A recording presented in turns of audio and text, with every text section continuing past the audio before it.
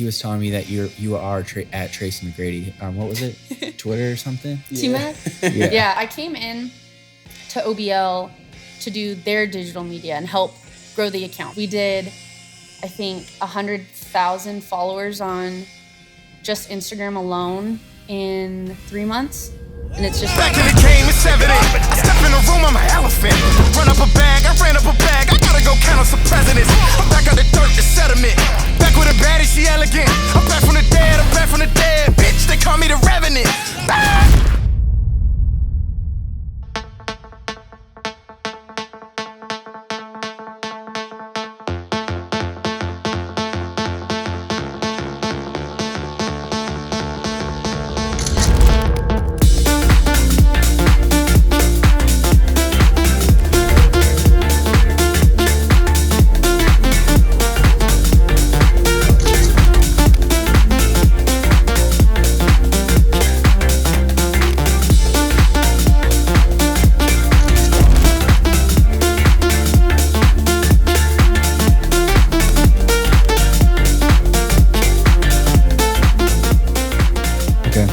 So, I mean, I feel like this episode is going to be different than what we're used to because we're like moving an inch away from our regularly scheduled programming.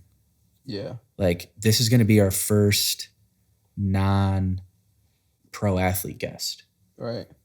I mean, it aligns with the mission, right? Yeah. Well, in order to like fully understand this landscape, like I feel like people need to know who's really behind the scenes, right, for all of this stuff. And so, I mean, businesses, marketing, like lifestyle management, all that stuff is sometimes it's handled like by the same person, but those are all potentially different players. Right. And you have different levels of athletes that require different levels of attention. And then you have like the name, image, likeness stuff. So like, I don't know. It's different than what we usually have on the show, but I think it's really important. I don't know. It's like allyship. Yeah. I mean, yeah, you're right. It's an allyship. I mean, these are the people, pressing the buttons and doing a lot of the things behind the scenes. And then it aligns with our mission at WARMUPS, and it just fits. So yeah, 100%. Having her on or whoever on, I don't want to spill the beans yet, but it'd be dope. And then we got the game tomorrow. Yeah, you can see Luka. Yeah, you think he's about to go off? Nah, I think Torrey's gonna shut him down, man. Okay, but last night's game, 10 boards. No points, 10 boards. Hey, that happens, bro. That happens. Well, yeah, someone's got to do it. That's a thing. Every other piece of his game was great last night.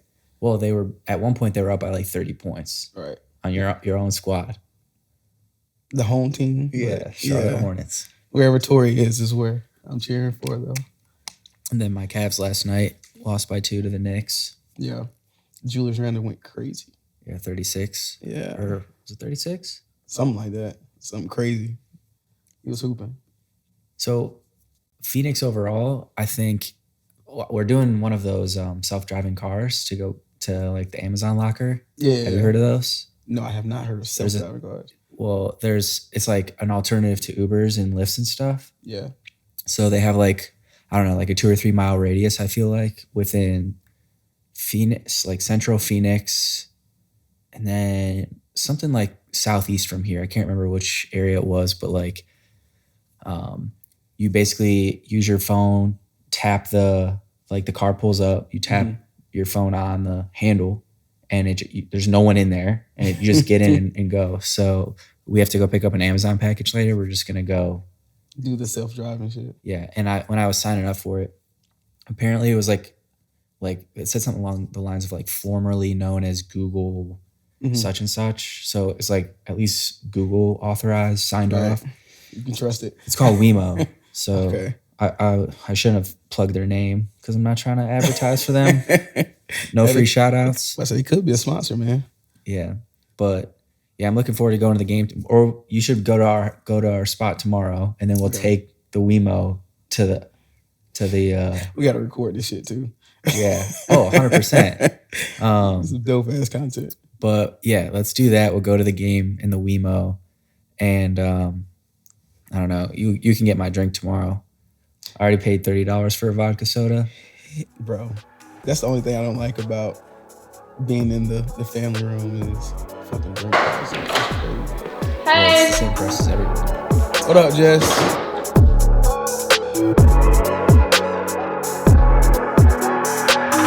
Gang. Zay's been talking a lot about you. Thanks for hanging out. Of course. Good things, I hope. All good things. Yeah, we were actually just talking about how you're going to be, or you are, the first non-athlete guest that we're putting on here. I don't know if you want to talk a little bit about the allyship point that we were just making. Yeah, I think it's like originally our goal with WARMUPS was to, talk with athletes about their journeys in business.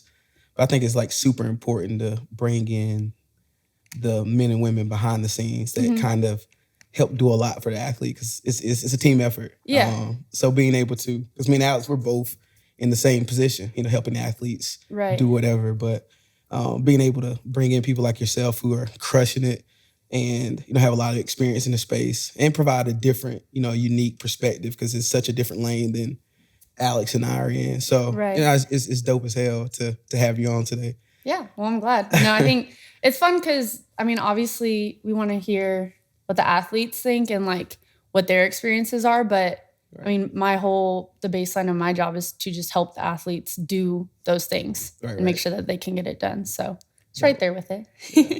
Well, let me get my chores out of the way and then we can dig in and give her a proper introduction. But yeah, real quick about warm-ups.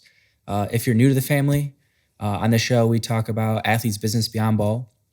Lots of amazing guests, lots of new guests that we've got in the pipeline to come and join us and talk about their passions and give you guys a peek behind the curtain of the passions and the business that these guys and girls and their right hands are starting beyond their game.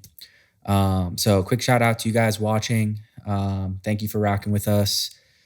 Please continue to leave comments. That really gives us an understanding of how you guys are receiving each episode. So please keep that up. The likes, that helps us grow our WARMUPS family. We're trying to break these algorithms so we can get this thing distributed to more people. So, we'll pop open the hood. Right. We'll show people how we're trying to build this thing. And then finally, subscribe, hit the notification bell, just so that way you're not the last one pulling up to these shows and hearing these conversations. So I think that's all I have to say. My housekeeping. Today we got a special guest. Jessica Slate. Me and Jess actually crossed paths last year, right? Yeah. I remember this when me and Torrey were doing the court renovation. Yeah. It was probably like a few weeks in and, we had broke ground and everything. And Torrey and I kind of looked at each other and was like, yo, we cannot do this by ourselves. And he was so adamant about bringing Jess in. At this time I hadn't met you, so I didn't know who you were. I didn't know what you did. But I just knew we needed help. And Torrey went to bat. He's like, yo, we got to bring Jess in. So we brought you in and it just made everything easier. You know what I mean? And at that time, that's when I first saw your superpowers. You know what I mean? You have superpowers, and we're going to talk about a lot of those today. But that was my first experience with you. It gave a lot of credibility to who you are and kind of what you do. So we had to have you on as the first non-athlete on the pod. And female. And female. Adding to the boxes. Checking the boxes. But yeah, Jessica Slate, founder of Slate House, which is I don't want to butcher it. No. It's a digital marketing for athletes, concierge, everything. Anything they need. It's called the Slate House, but part of that is like it is a home for athletes to come and, get whatever they need to be successful. In one place. Yeah. Super dope. Now we're glad to have you on. Welcome to the WARMUPS fam. I'm excited. And that project specifically was cool for me because I'd already worked with Torrey in some capacities, but obviously, there's a lot of the idea that athletes outsource so much. And that project specifically, like y'all were out there 14 hours a day in the South Carolina heat. You're, cleaning the courts, the glass is breaking. There's a million things going on. Right. And so to be able to come in and be like, you're not just bringing me in because you don't want to do it. You're bringing it in because you've already done all the labor and the groundwork. And now I just get to make things easy where I can. Execute. Yeah. That's what you do. Execute. So how did you even like get into the sports space? Like, and I feel like you're originally from California. Mm-hmm. Did you grow up on sports? Yeah. So I played sports. I watched sports. I just knew I was smarter than I was athletic. So I ended up going to University of Texas to study sports journalism and want to do broadcast. I did play-by-play and stuff like that. So I really worked on like getting my basketball and football IQ early. And then from there, all of my different jobs, I worked for teams. I worked for broadcast networks like ESPN, Fox Sports, and then kind of slowly evolved. And the longer I spent in sports, the more I realized I wanted to get closer to just helping the athletes directly versus helping showcase the idea of an organization. So a huge turning point for me was when I worked in the WNBA. Absolutely loved it. I mean, getting to work on the women's side of sports was really cool, but it was also such a pivotal time with COVID and Black Lives Matter and all this social stuff going on that I realized I wasn't really worried about ticket sales and general marketing and like getting like cheeks and seats the way like teams want to. And I wanted to make sure I could use all these skills I accumulated to give the players more of a voice and to help them execute their ideas and their passions and stuff. And just kind of give them myself as a tool to, get what they want done. And you've worked with both the players and the teams. Mm-hmm. Yeah. So what does the team-based relationship look like? So I've worked directly for teams on a in-house, like a full-time basis. So for them, I worked on the entertainment side. I worked with Phoenix Suns as their in-arena host. So that's a lot of like marketing and like getting fans engaged and stuff. Versus, you still do that? I don't. Okay. I don't. Although that would be pretty funny if I was on the court while Torrey is. But no. And then I also worked in social media, so helping them get these brands digitally and showcasing that, getting fans involved that way. Now I mostly will just work for players directly and then events.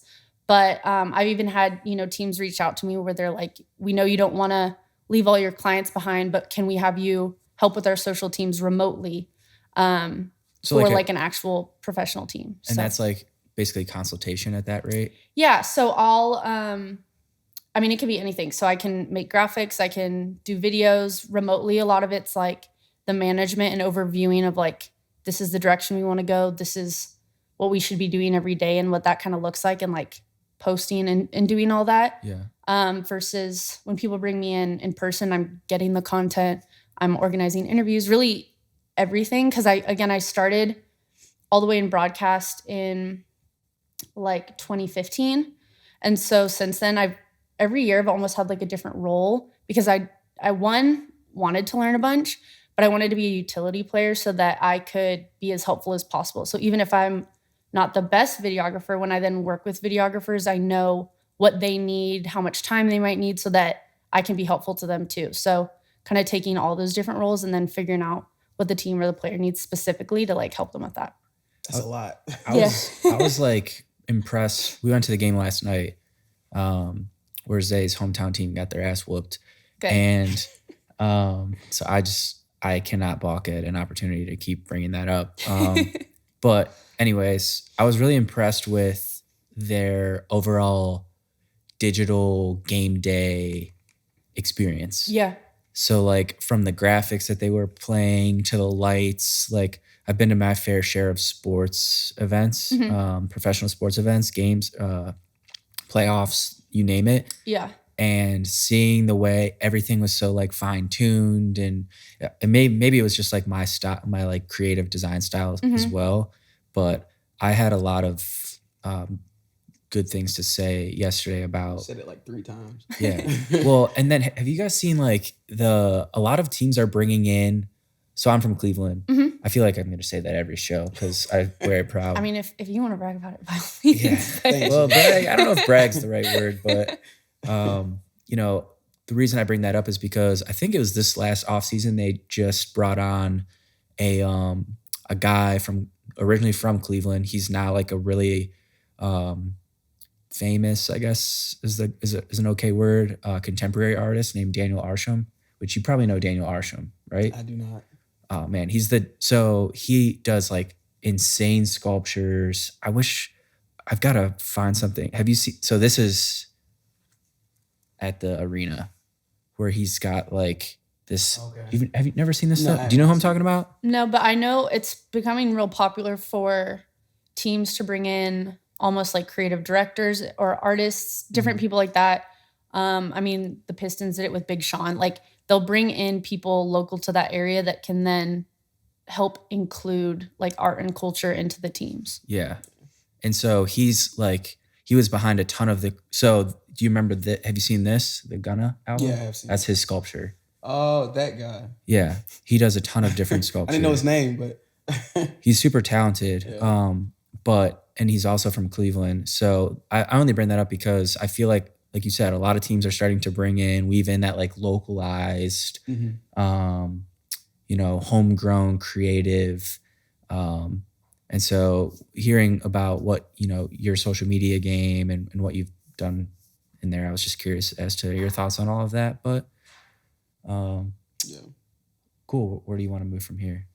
I want to dive into, I think it's super important for like being in this athlete support space to actually love sports. Yeah. And I know you love sports. I think I was reading something that said you chose to go to UT after the Rose Bowl. Yeah. You saw that started your love for like UT sports. Like, I'm assuming. But yeah, I kind of want to dive into like how did your love for sports develop? Yeah, I think sports in general, I just always really liked like the sense of like community that comes with it and how I've traveled a lot. I was fortunate as a child that my parents took me all over. And so, I'm in places like South Africa or Europe, just all kinds of places. And there's different languages, but I can sit there and watch a soccer game and we all know what's happening and we know when to get excited, and we might not be able to communicate, but you can kind of come together over that kind of stuff. And so from an early age, even with Texas football, I was in like second or third grade when I decided, I was like, no, I'm going to Texas. And that was like, I guess a personality trait for me, but I truly loved like the sports and everything that came along with it. And then the more I got into basketball, just how culture and how society gets, included in that with art and music and all that different stuff. And that's, I think why I've liked basketball the most is it does the best job of reflecting the community it's part of. And so I ended up actually going to Texas and I worked with the athletic department. I worked with Longhorn Network and really became invested in Texas athletics. But for me, it was really like the tradition and culture that Texas athletics had that made me love it so much. And so since then, I've kind of maintained that same passion and just been able to expand it even more. Yeah. And then I want to get into like the meat and potatoes of, why we wanted to bring her in here, which was Slate House. So you gave us a little bit of like the, one-liner. Give us a little bit of a longer, but still like elevator style pitch of why Slate House became a thing and, what your mission is there. Yeah. So I think the foundation of all of the different roles I've ever played was to just be the most helpful and to leave an impact. And so when I worked for teams, it was a lot of the creativity and, the fun of working in digital media and around sports. But I realized I could be even more helpful directly working for the athletes. And so I went out independently after reaching out to some of the athletes I already knew and just said, if I can do A through Z of all these different things. Would you be interested in me just doing it for you? Because they have agencies, they have marketing teams, but sometimes there's just the small stuff where you don't want it to be that impersonal. You want somebody to just sit there with you and like help you do it. And so I ended up becoming independent. And so I call it concierge services in the way that someone might hire me for digital media. I'll run their accounts. I'll pull the content for them. I'll help them, exist on social media. Yeah. But then if they have an event come up and they need help with their foundations or they want to start a business and they, want to get that stuff set up, really whatever they need to help their dreams, their, anything off the court, off the field, I'm available to them. Because a lot of people, I think a lot of people don't realize that an athlete's agent is mainly focused on contracts. Right. And what's beyond there is kind of like bonus material, right? Totally. And human nature is to not really go beyond what you're supposed to do, at least in the workforce.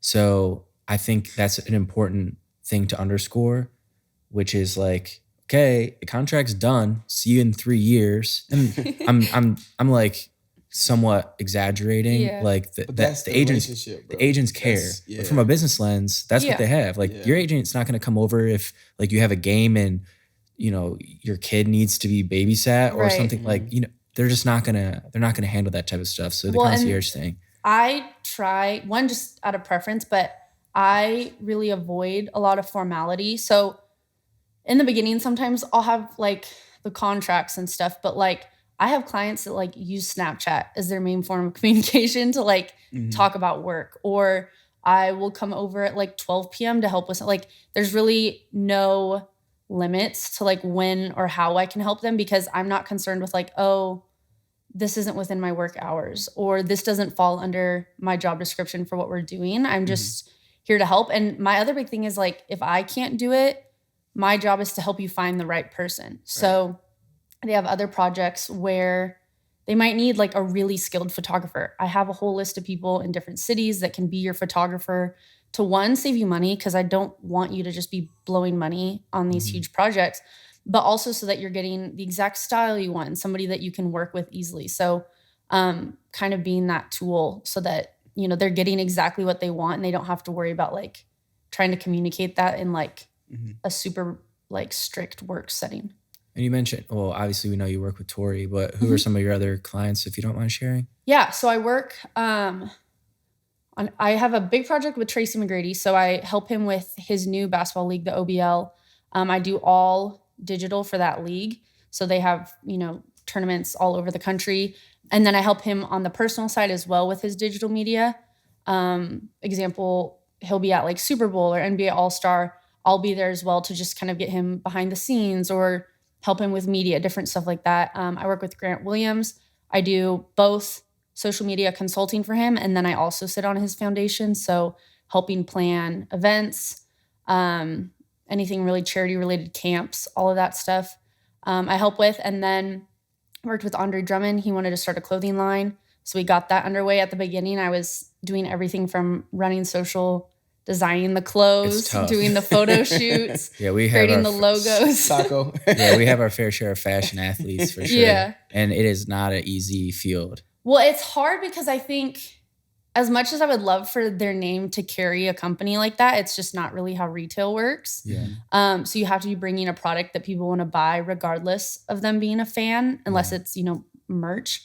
So getting to work with him and do the photo shoots and figure out kind of the messaging behind that and all of the marketing, that was pretty cool as well. So you're an executor. You're like a fixer, an executor. Like, you're in the trenches. Yeah. I have an immense amount of respect for people like that, because with my company and helping the athletes build businesses, generally they are, always they are the CEO of the company, at least in the early stages. And that's where you're like, this trench work that you're doing, you have to drag them into the trenches. Like, obviously, ball first, we preach that. But to actually do the work and experience the sweat equity, that's something we mentioned on Trevor Booker's episode. That was a huge topic there. It's so important for you to be at the ground level of experiencing these things. So that way, it's not that they take it for granted. It's just more so like, one of these days I'll have to go deeper into this story we heard at the NBPA with Chauncey Billups. And Chauncey bought Burger King, Wendy's. So Junior Bridgman, I'm sure you know that name. He brought Chauncey in, or Chauncey reached out to him saying, "Hey, I want to get into franchising. You're the GOAT in this space. Right. Let me like shadow you. Like, what can I do? I'm literally at your disposal." And Junior was like, "All right, come, you know, in the off season, come fly out." Chauncey was out there next day, just learning, fly on the wall. I don't know if this is probably an okay story to tell, right? Yeah. So Chauncey ends up going to literally like flipping burgers at Wendy's at one of Junior's spots and manning the cash register and taking orders. And then these kids come in and they're like, No. This was further down the line. This is when Chauncey purchased his own. These were his stores. His first 10 stores that he put up in one city. Yeah, that's important point. So regardless, fast forward, Chauncey's doing all the things labor, at Wendy's, and these like kids come in, 3 kids, and they're like, "Are you Chauncey Billups? Like, you're at Wendy's now, bro?" I was like you fell off type of thing. You fell off. Like, and so Chauncey was like, just being very high level, super generic, like, yeah, man, like, this is me now. Like, I'm at Wendy's, blah, blah, blah. And so the kids make their order. They go sit down. You can see them kind of like side-eyeing from their table, like poking fun, maybe taking a Snapchat or whatever. And Chauncey like comes up and like, you know, takes their tray or whatever. Like, hey, how was everything? And they're like, good. And then they get up to leave. And they're like, yeah, Chauncey, like, or one like little mischievous motherfucker was like, yeah, Chauncey, like, just made some like sly remark, and Chauncey just wore it on his chin. He was like, yeah, man, actually, this is my Wendy's. And the 2 homies were like, oh, like you just got owned, buddy. Like you were shit talking this entire time, and this is his spot that you're eating at. Like you paid him to eat. Right. And they get up to walk out, and he goes, yeah, like, love to have you guys back. Like I own like 13 other ones in the area too. So like just a huge flex, but like last minute, and these kids got all like tail between their legs walking out. I don't even remember why I got on this subject, but like.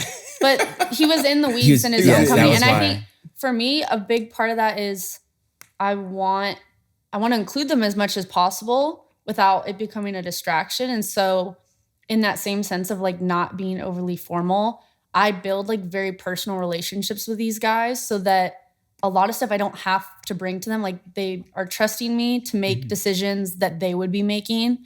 So that when I come to them and they do have to get involved, it's the high level stuff. It's big decisions. It's not like, oh, do you like this gray or this gray? Like we picked a gray shirt. Now, do you like this one or do you want like sweatshirts instead? Yeah, that's an important piece because like if you really don't have a true relationship with the athlete and they don't trust you, it's like pulling weeds to get them or pulling hairs to get them to do something. Pulling teeth is it's pulling teeth. It's pulling teeth. Pulling something. Something's getting pulled. It's hard. So when you have that, you've built this legitimate trust with an athlete. It makes like getting stuff done, executing so much easier. Well, and for them, I feel like if it is difficult, it's just one more responsibility that they have to manage somebody else. Like they're already exhausted. So if they have to now sit here and like spell everything out for me before I do it versus like, this is the goal and I can just figure it out. Stuff gets done. And like on the faster. content side, my social content turns out 1,000,000 times better if they trust me to know like she's recording, but she's not going to post this, or she'll make sure I look good and stuff like that. They don't have to like even really think about me being there. Let's talk more about your work with OBL because I think that's been a big project for you this year or last year. And remind me what OBL is. Yeah, it's One's basketball league. So, there's obviously the NBA, that's the cream of the crop, but then there's Big 3 with Ice Cube and all these different leagues that showcase different aspects of basketball. So Tracy McGrady decided to start a one-on-one league. To him, one-on-one is just kind of the purest form of basketball. And so he wanted to showcase that, but also create more opportunities for players. So not everyone is going to make it to the NBA, but you could pull up to all kinds of parks and find super valid hoopers. Right. They might not be coachable. They might not play well in a system. They might, have had a kid and they don't have time to now be on a team because they have to take care of other things. So there's all different things that keep people from getting to the NBA, but it's not necessarily skill. And so he's just creating one more platform and opportunity for these players to get showcased. And so you're tight with Tracy? Mm-hmm. So like if you FaceTimed him right now and asked him who his his top 5 strongest one-on-one players are, he would answer? I could probably tell you off the top of his head. I don't think he knows how to FaceTime. Okay. He might. Try it. He might, but because he doesn't have an iPhone. Oh, shit. I might be wrong, but I don't think you can FaceTime droids. Can you? We got it's a certain app. He wouldn't. Yeah. But I could tell, like, he obviously, rides for Kobe. He will always pick himself. So if he has to bet on someone, he will pick himself. Thinks real highly of, like, Kyrie. Mm-hmm.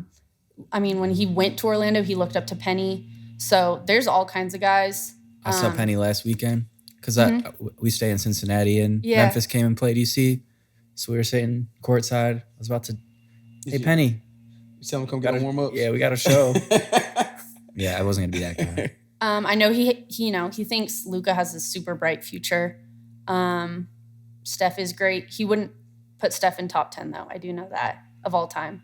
And kind of the big argument is Steph is phenomenal, but what is he doing to push out the other top 10, like to replace one of those guys? Right. So, and he was telling me that you are at Tracy McGrady. What was it? Twitter or something? T-Mac? Yeah. I help him. So I came in to OBL to do their digital media and help grow the account. So we did, just for some numbers, I think 100,000 followers on just Instagram alone in 3 months. And it's just me. So there's no team. We get some outside content from the documentary team, but other than that, it's all iPhone video. So it's just a one-man team. But then because we did so well, in the off season, I ended up taking over helping with his personal account. So I don't touch Instagram, but like his Facebook, his Twitter, all that stuff, I help with to just kind of manage so that in his instance, it's kind of just making sure it has a pulse so that the account doesn't go stale. Other guys, I help players with social media. I'm just kind of like a ghost role. So I'll send them the content, the captions, and then they post it. And people are like, oh, this is great. And I'm sitting there like, it's my post. So if you really wanted to, you can go into Tracy McGrady's account right now and say, I love warm-ups. I could. In theory, I could. I definitely could. I think the reason they hire me and don't supervise me is because I only tweet stuff that they would. I'm not asking you to. I'm not going to put that pressure, but yeah, you would never do that. You just want to put it in our pocket. But no, that's one of the things where I always am like, I promise I'm not going to go like viral. Like I don't want to put out a thought that wasn't their direct words and then have it end up on SportsCenter like Tracy McGrady said. Yeah, but then sometimes it does because it'll be small stuff like I spend so much time with him doing like media tours and stuff. I know his thoughts. I know how he would word something. I know like how he talks about Kobe or his, that matchup.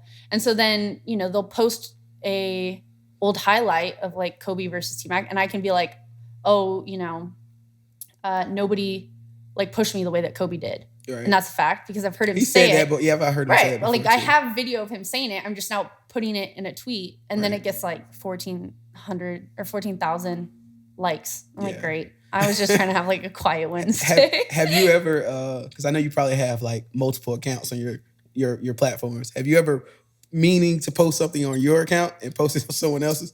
I've done that. I've done it too. Probably not for a while. I've gotten pretty good about it. I try and like always switch back to my personal accounts when I'm done. Mm-hmm. One, because I just don't want the notifications, or I'll just like log out and I just log in. Like some of the guys I'd help some like college players with stuff and like I don't want their DMs coming into my like they don't want them coming to my phone. I don't want their DMs coming to my phone. So I will just log out, like go in, do the post, or go in, like respond to the business DM and then get out. Gotcha. Like just run in, run out. So that's for all of our like peace of mind. Yeah. But no, Tracy's accounts are pretty easy to supervise because a lot of it's just reposting stuff because everyone, I mean, he's how many years out of the game and every day somebody's posting like, do you remember when he did 13 and 30 seconds? Like he's still very much a hot topic. So it makes my job pretty easy. What was your story on doing that? I don't want to share. Why? Is that as bad as Jamal Murray? I actually just did it on the WARMUPS page. No. I did on Twitter. It was someone that said something about Torrey, and I'm super defensive of anything that had to do with my guys. And I was responding. I respond to stuff. So I was responding to it, but I responded from the WARMUPS page. I was like, oh shit, let me delete this. See, I think I'll do more like the opposite. So like someone will comment on like an OBL post, and then I'll go in and respond for me. Jess. And I'm like, they don't care what I have to say.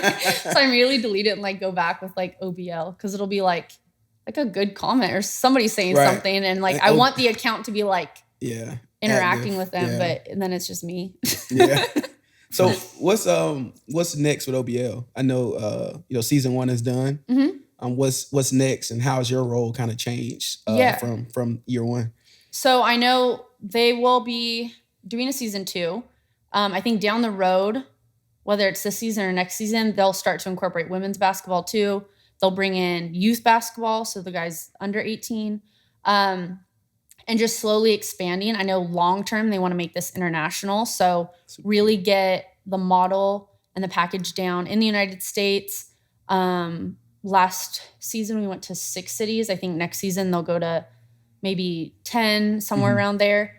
Different cities too, plus their finals. And then just kind of continue to grow that model and platform for it so that they can eventually, market that model to other countries. I know long-term they'd love to get one-on-one in the Olympics, because there's 3-on-3 and there's full-on basketball. So why you wouldn't have one-on-one in there? So just kind of a lot of those big picture things. And so for me, my role just at this point is to still help them showcase that. So they don't have any broadcasting right now. Mm-hmm. They have a documentary that'll come out eventually. I think the vibe of it is kind of similar to like Last Dance, where it's kind of just showcasing like the grit and behind the scenes that went into this. Mm-hmm. Not necessarily a recap of like, here's the best plays, but like these kids' stories. I say kids, they're old, they're adults, but, and so helping continue that like narrative and to showcase the players. So some of it, I'll post stuff that's not necessarily OBL, but it's a guy that participated and he got a really good play. So making sure that they get, highlighted, and really just being available for them as they bring in investors and eventually, more content creators and different roles into the company and expanding the league. Just kind of being there as that foundation so that, they have all of the strength of social media that obviously is a lot cheaper and more successful than like billboards and commercials and stuff. Can I ask what these landscapers are out there doing? The grass is so damn short. It looks like a putting green. Bro, every time I'm here, they're here at least 2-3 times. Like without fail. Yeah, they're always here. Like what? There's no leaves to blow. Like you got when you're in a nice house, platinum package. You're in a nice house. That's just what comes with it, bro. They're cutting nothing. Yeah. Legitimately. I don't know what. It's also weird for me to hear at this time of year, being from the Midwest, like shit's not growing. Yeah, but whatever. Cool. Well, I feel like I feel like we've got a good grasp of Slate House. Mm-hmm. We talked a little bit about OBL, which we even got T-Max like top 10 for the most part.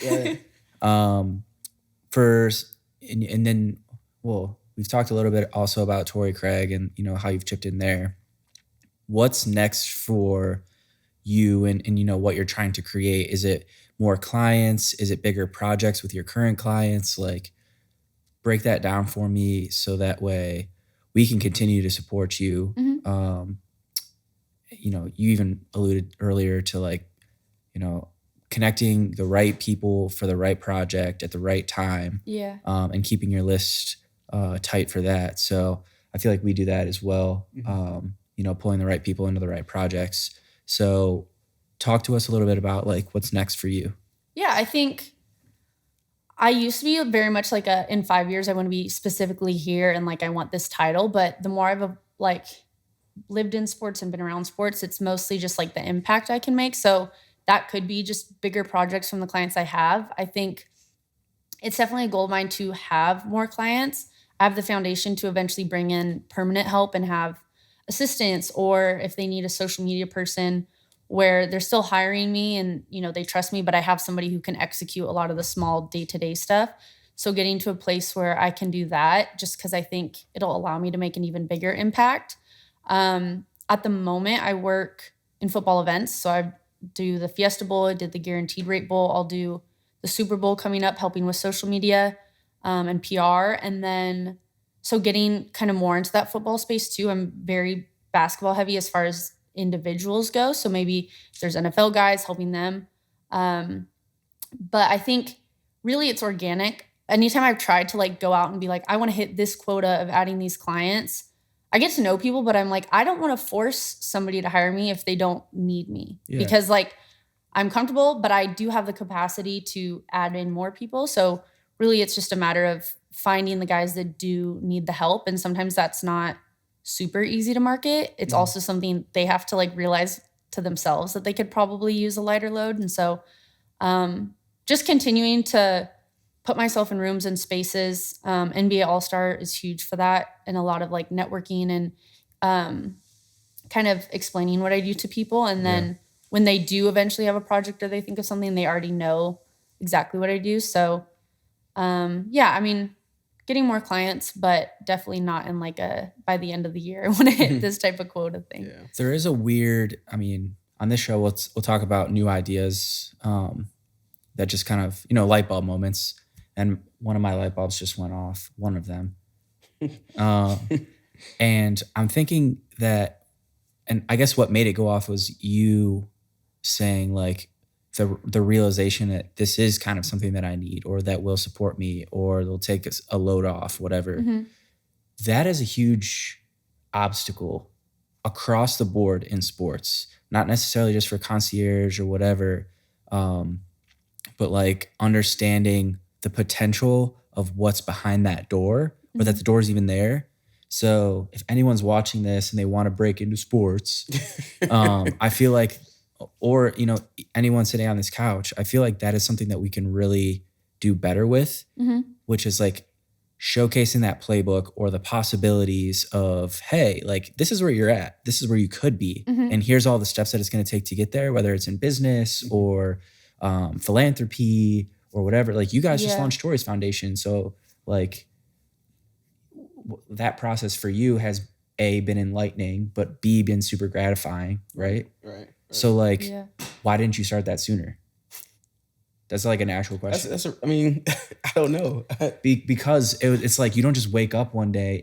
Most people don't just wake up one day and realize like, hey, I should be doing this now. Yeah. And for a lot of people, it's forced on them because we've talked about this, like after their career is over, right? And they're like, oh shit, I have all this time on my hands or money's not coming in like it used to be or whatever. Now what? Well, helping realize that opportunity, whether it's literally a news outlet, I'm just spitballing solutions to the problem. Maybe it's a blog or a news outlet or an Instagram account or whatever that just showcase. Maybe this is shit what we should be putting on our Instagram versus just recaps all the time. It's just like, Steph Curry just invested in this pickleball team. That's a new thing that anyone can do in this space. I think part of it too is like how we were saying, like you have to drag the players into the weeds with it. I think they do have, the self-awareness to be like, I'm in the first 4 years of my career, I'm really diving in to make sure like I'm creating a foundation for a long basketball career. Yeah. So they don't want a lot of that side stuff. Yeah. And so one, whenever they do realize that, being readily available to help them, like, okay, I mean, Zay texted me and was like, we want to do the foundation. I was like, I'm in immediately. Like, it wasn't like what about in a year we can postpone this? So being ready for that, but then also making it clear to them. I know a lot of guys that have either personal assistants or managers and they just send everything to that one person. And, those people are all qualified, so they'll take it all on. But it's also like, you can give them help. Like they might not ask for help because they feel comfortable with you and they want all these responsibilities, but you can start to build your own team of people. So what Zay does for Torrey is different than what I do for Torrey, or vice versa. They all have these different people and they can start to work together. And you might not even need a specific goal of like a foundation event or a business venture you're trying to get into, but to have those people kind of on standby for you and already comfortable with each other, I think can help the athletes a lot with jumping, into that water to start and get some of those other background ideas going for them. That's honestly why we built this platform. That's why we built WARMUPS. Is to like show athletes that anything that they're thinking in their head, they can actually do. And they can do it right now. You can do it right now. And you need to do it right now. Or like to maybe not anything that they're thinking in their head, but to almost nudge them to start thinking about things. Right. That's the step before. Yeah, the step before. And you you mentioned a really tricky problem in what I was suggesting, which is like your focus has to be on ball. But you also solve your own problem by saying, which is a thematic in every single episode, and I think it will be forever, build a team. Yeah. Find the right person at the right time. Be your own GM. Yeah, you are. Exactly. Okay, put GM, tattoo right here. Be your own GM, right? Yeah. No regrets. Be your own GM right here. Except I'll have like JM or something. MG. Be your own MJ.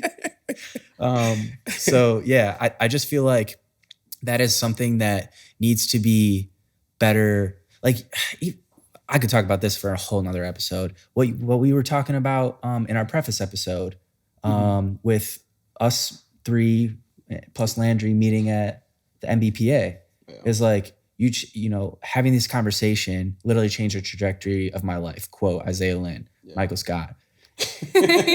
You bringing that point up is so important because all it took was less than 3 hours of exposure.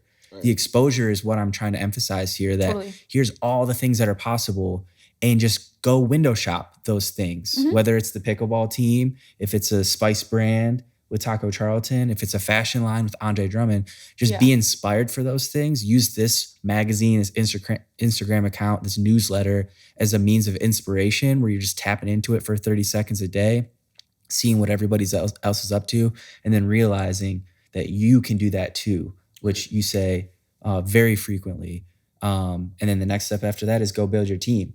So if we're spitballing a project here, hammer the exposure, then hammer the directory, like you say, you kind of keep on your back end of all the people that it can kind of take to make this happen, even from a high level. Like you're going to need a project manager, you're going to need a concierge person, you're going to need a marketing guru, and you're going to need like an SEO whiz.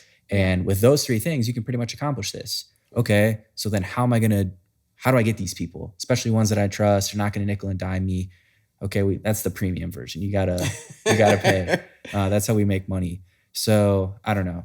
I'm gonna pause there before I go off the deep end and start building something in real time here. But I'm excited that we can evoke this type of wonder and curiosity, especially because we all share the same mission here, sitting on this couch. Right. All the people that watch the show are interested and invested and supportive of that mission.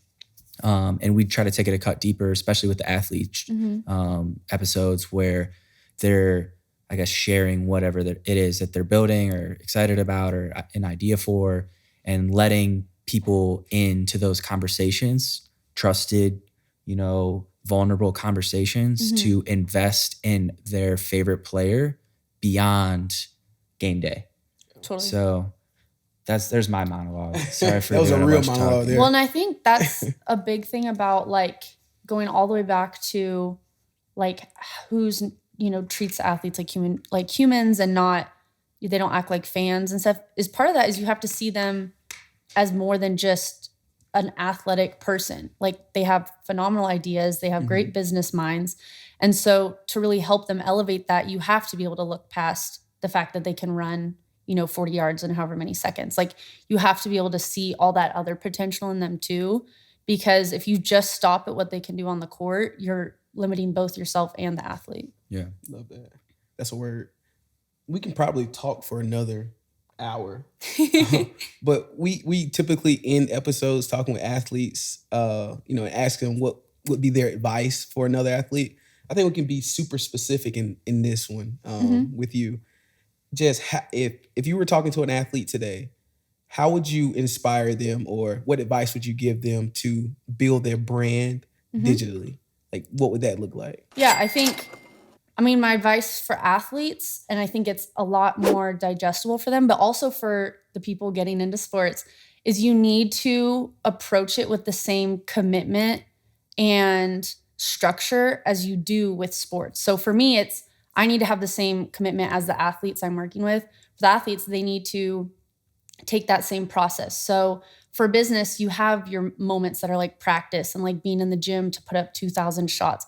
That's going to be, doing your diligence, doing your research, building that team. So a lot of those, quiet late night hours, that's your practice. Right. So that when you get to the executive meetings, the game days of your business and, brand expansion, you're prepared. Mm-hmm. And so you have to take that same mentality that you put into sports, into being the successful athlete that you are, to then grow a business in the same way you grew yourself as an athlete. Ooh. I just had another idea. Oh my God. Light bulb. Because Book said something very similar. He did. We need to have a hardcover coffee table book with the high quality imagery that our squad is taking. And we're going to transcribe each of these final questions and we're going to start delivering it to all of our guests. Ooh. Books are cool. Digital also does well in a sense that it would be like We're Not Really Strangers, where you're creating posts that's a specific series to all of that. Yeah. This might be, y'all might hate this, but what if it's a comic book? Do you have a comic artist? Yeah, no. No, I don't. Love the direction. I'm just talking. He's like, I don't like words. I just want to look at pictures. No, All right. that's a dope idea, though. Turn the cameras off. No, this was dope. Now we appreciate you, Jess, jumping on with us and no, it's fun. Building. You know me, so meeting my redhead friend Alex and talking about what you love and what we love, sports, business. So I appreciate you jumping on. No, it's fun, and I feel like in our relationship, like we just jumped straight into working and like never caught up. And then every once in a while, like one of us will be like, "Oh, you should do this or meet this person," and like there's no understanding of what we actually do. We just know it gets done, and everyone has nice things to say. So it's good to be able to like sit down and like say it out loud and like really like work through the things to make it all make sense. Nah, for sure. Appreciate you, Jess. Yeah. Glad I could be here. That was fun. Mm-hmm. Yeah, so I feel like I can give you a proper hello instead of a handshake now. Nice meeting you. Thanks for coming. Yes, of course. It was fun. Appreciate you. Waiting for that. He was just using me to get to you. Don't record my socks, present. They're not even white socks. That's the issue. I'm glad they went up for Your comic book pants. What is? If you really wanted to, you can go into Tracy McGrady's account right now and say, I love WARMUPS. The settlement. Back with a baddie, she elegant. I'm back from the dead, Bitch, they call me the Revenant. Yeah, bitch, I'm the Revenant. Yeah, bitch, I'm the Revenant. Yeah, bitch, I'm the Revenant. Yeah, bitch, I'm the Revenant. Yeah, ain't this shit evident? Yeah, bitch, I'm the Revenant. Yeah, back at the settlement. Yeah, bitch, I'm the Revenant. Oh shit, ain't that Lord Lost? That's that nigga from that rap shit. New air and my crown fitted, but I still ain't never on no cap shit. Been a captain of my own ship, back when I ain't have jack shit. Lighting verses, I burned this, got that Weezy F off of that pimp. In the booth, I'm a mastiff, my skill set just massive. On my fourth quarter bronze shit, all my niggas hate when I be passive. Camera shy out in Cali, big life moment, couldn't even grasp it. All the stress took a toll, but when the credits roll, I'ma drop a classic. And my city got it blasted, gotta hear it from the rooftop. Flavor Flav, Big Daddy Kane, I'ma walk around with a jukebox. All the blood